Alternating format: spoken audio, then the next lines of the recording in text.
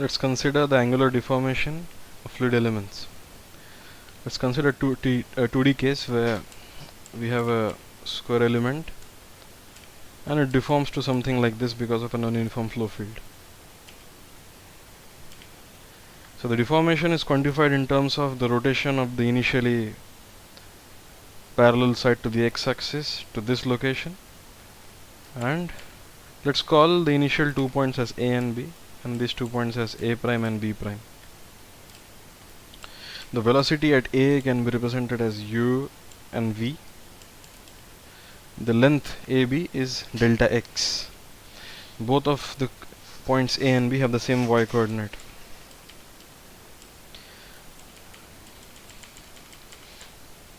Correspondingly, the velocity at B can be written as u at x plus delta x at y and v at x plus delta x comma y. So let us write down now the x coordinates. The x coordinate of A is OA, which is equal to x by definition, and the x coordinate of B is x plus delta x. Similarly, the y coordinate of A is y and the y coordinate of B is simply y. Now the x coordinate of A prime will be it can be found out by noting the simple formula that x equal to x naught plus u delta t.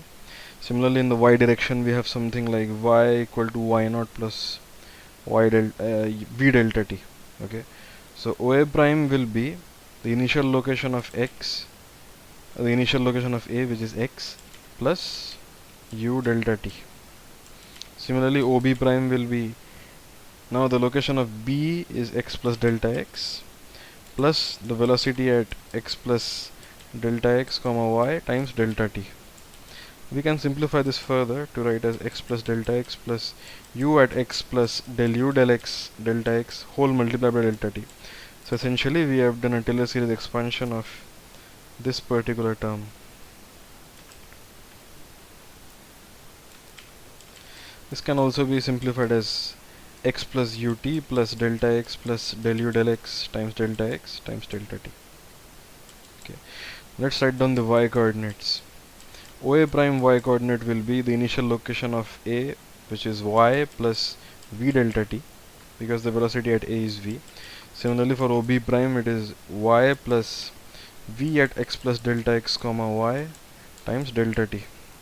This can be simplified as y plus del v at x plus del v del x delta x times delta t. This is nothing but v plus v delta t plus del v del x delta x delta t. Okay, so far so good. Now the quantification of deformation can be done in terms of the angle delta alpha, where the tan of the delta alpha is equal to the height orange, this is the height, okay, divided by the base. Okay, so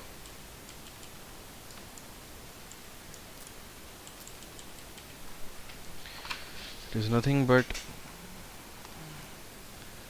the height by the base, and the height is nothing but the difference in the y coordinates of OB prime and OA prime divided by the base is nothing but the difference of the x coordinate is nothing but the difference in the x coordinate of OB prime minus OA prime. Okay, so tan delta alpha will be then,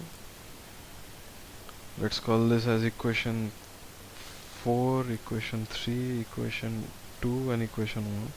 Equation 4 minus equation 3 gives us the y coordinate difference, and equation 2 minus equation 1 gives us the x coordinate difference. So this minus this will be del v del x delta t divided by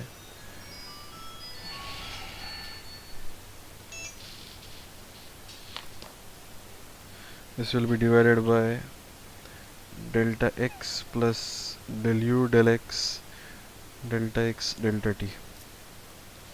This can be written as, so we cancel delta x from both the sides, So essentially we get del v del x by 1 plus del u del x delta t. So I forgot this delta t over here. So for small deformations, tan delta alpha is nothing but delta alpha. So we have delta alpha by delta t is equal to del v by del x by 1 plus del u by del x delta t. We'll take the limit delta t tends to 0. So the left hand side becomes d alpha dt, or in the, so this is Lagrangian, so in the Eulerian this is a total derivative. So this is equal to del v by del x. So this can be physically understood as following. We have a line segment like this, and this line segment will deform by this alpha only when the v velocity is changing in the x direction. So if this velocity is v1, this velocity is v2, and if say v2 is greater than v1, v2 greater than v1 implies del v del x greater than 0. So in this case, in a time, after a time delta t, this point moves over here, and because this v2 is larger than v1, this point will move further over here. So the final line segment will look something like this. So it has both translated and rotated. So this leads to a rotation of line parallel to x-axis in xy plane. Okay. So similarly, if we have a fluid element like this, one can show this, and if the velocity here is u1 and the velocity here is larger u2 is greater than u1, essentially implying del u by del y is greater than 0, then after a time delta t, this point maybe goes over here, but after a time delta t, this point will move further than this because u2 is larger than u1. So the line segment will have deformed like this. Okay. So this is delta beta. So d beta dt, you should be able to prove this, is equal to del u del y. Okay, let me show it over here as well. So this is delta beta.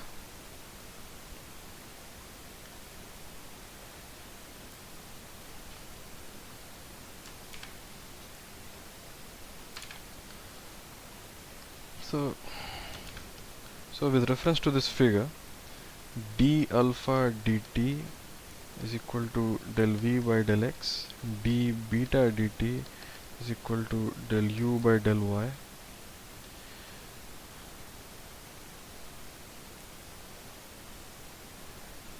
And so the rate of angular deformation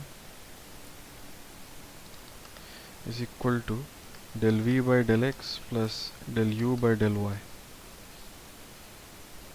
Okay, the average rate of rotation is equal to half d alpha dt minus d beta dt.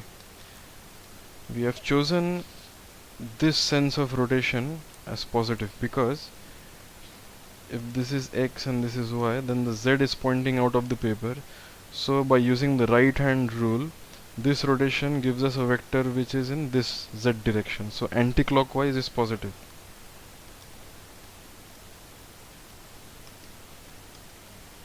So we obtain this formula. So average rate of rotation is equal to half del v del x minus del u del y. Okay, so we define vorticity as omega equal to the curl of the velocity. So in order to evaluate the three components, we have I, j, k, del x, del y, del z, u, v, w. So the x component is del w del y minus del v del z. The j component is this del u by del z minus del w by del x, and the k component is nothing but del v del x minus del u del y. Okay, so we call this as capital omega. So we have epsilon xx as linear component, we found out as del u del x. Epsilon xy represents the average rate of deformation, we found that as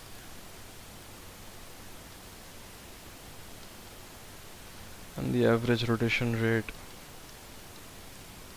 was the relationship with vorticity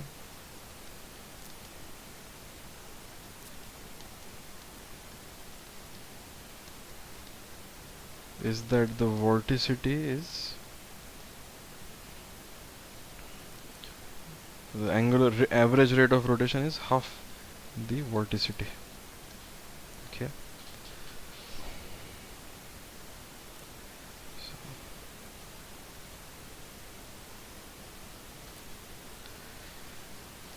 okay, that's it.